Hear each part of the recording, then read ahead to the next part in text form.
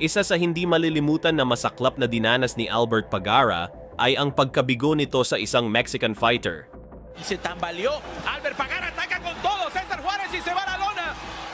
Cuando salía caminando al centro del... Sa laban na ito, dito nakuha ni Albert Pagara ang kauna-unahang talo sa kaniyang buong professional boxing career. Marami ang nagulat sapagkat si Albert Pagara noon ang itinuturing na isa sa mga pinakamalaking pag-asa ng Pilipinas para maging susunod na world champion. Dahil bukod sa napakagandang undefeated record nito na 26 wins at 18 na mula sa knockout, ay isa rin siyang WBO Intercontinental Super Bantamweight Champion at ranked number 2 sa buong mundo sa WBO 122 pound. Subalit tila nga nabaliwala lahat ng ito matapos ang kabiguan kay Cesar Juárez na noon ay may edad pa lamang na 24 years old. Hindi na nakapagtatakang nagawa nitong talunin si Albert Pagara dahil ito nga pong si Juárez bago talunin ang ating kababayan. Ay isa siya sa pinakamahirap na nakalaban din ni Nonito Donaire. Bagamat kilala si The Flash noon na may pamatay na left hook, ay hindi din ito tumalab kay Juárez at natalo lamang siya sa isang desisyon na laban, kung saan itinanghal pa ngang Fight of the Year ito dahil sa ganda ng action at napakagandang bakbakan hanggang sa matapos ang round. Ganito kabagsik at katibay itong si Cesar Juárez, kaya naman ang pagtalo nito kay Albert Pagara ay hindi na rin nakakagulat. Samantala, matapos ang panalo kay Pagara at magtala pa ng dalawang magkasunod na panalong laban mula sa dalawa pang Pinoy boxer, ay nagtungo naman itong si Cesar Juárez sa lupain ng bansang Ghana para sagupain ang isang Ghanaian British fighter at isang undefeated na si Isaac Dogboy. Sa pagkakataon na ito, kilala na si Cesar Juárez sa kaniyang mga ipinakitang impresibo na laban. Tila ba nasobrahan sa kumpiyansa ito at nagawa pa niyang maliitin ang hometown fighter. Sinabi ni Juárez na madaling panalo lamang para sa kanya ang bakbakan na ito at kaya niyang durugin sa mabilis na paraan ang kaniyang makakatapat. Habang ang kalaban niya namang si Isaac Dogboy, ginamit niyang motivation ang kwento ni David at Goliath kung saan inihalintulad niya ang sarili kay David na handang magpabagsak ng higante, na ang kanilang naging tapatan ay para sa bakanting WBO Interim World Super Bantamweight title. Kaya naman napakahalagang laban ito para sa dalawang mandirigma sa ibabaw ng lona. Sa unang pagtunog pa lamang ng bell, isang ma-action na palitan agad ang kanilang ipinamalas. Bagay na gustong-gusto naman ng mga boxing fans.